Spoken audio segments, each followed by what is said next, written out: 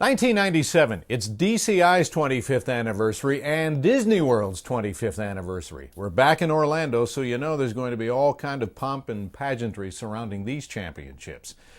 There was a lot of excitement. Remember back on the 91 DVD, I mentioned the Dow breaking 3,000 for the first time. Well, this year it breaks 7,000 and continues its relatively meteoric rise. A couple of technological things happened this year. There was a successful cloning of a sheep in Britain, hello Dolly, and a chess match that captivated the world. IBM's Deep Blue computer takes on chess grandmaster Garry Kasparov. The computer wins. There was an accident overseas in Paris that sent the world, much of it, into mourning. Princess Di and her boyfriend, Dodi Fayed, killed in a crash overnight in Paris. The measure of how that touched us found in the Elton John single, Candle in the Wind. It was a tribute, and it became the highest-selling single in history.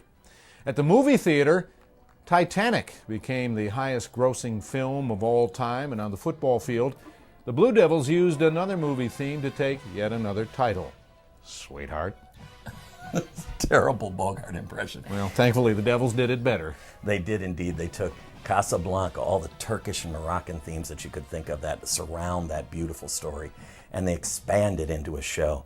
The color guard is very evocative. You almost can see Ingrid Bergman in it, Claude Rains. But what's exceptional is how they weave rhythm and emotion into the same storyline. It's a narrative show without it feeling like you're being told a story.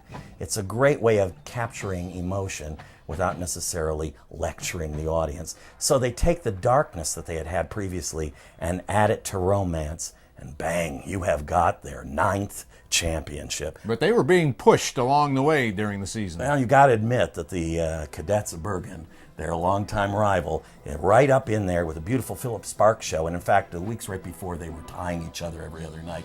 But the Devils were not going to hear about ties. Having in 96 tied the Phantom Regiment, here they are, and they're not buying ties. They win one on their own. Now, Santa Clara also makes a comeback of sorts this year. This is a great year for Santa Clara. You know, we haven't heard about them. We talk about the quality of character and the triumph of identity, and here's a perfect case where that happens. Santa Clara Vanguard reinvents themselves. It's not new.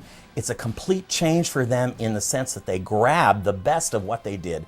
Revolutionary, change, cutting edge Santa Clara, and they bring it back in a different way, and everybody goes, Santa Clara's back. This is the year that they make that announcement. Phantom Regiment identity, showing they dig really deep.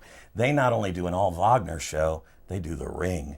Take Forth with it. So they're doing fairly well with these kinds of things. Crossmen established Birdland as an all-time drum corps hit. Now, that may have been the toe tapper of the year. It is the toe tapper of the year. For me, my personal favorite, the Pirates of Lake Mendota from the Madison Scouts, adventure on the high seas of Wisconsin. Yeah, that's a stretch, but they made it work. We had a lot of fun with that one. 1997, what an anniversary year.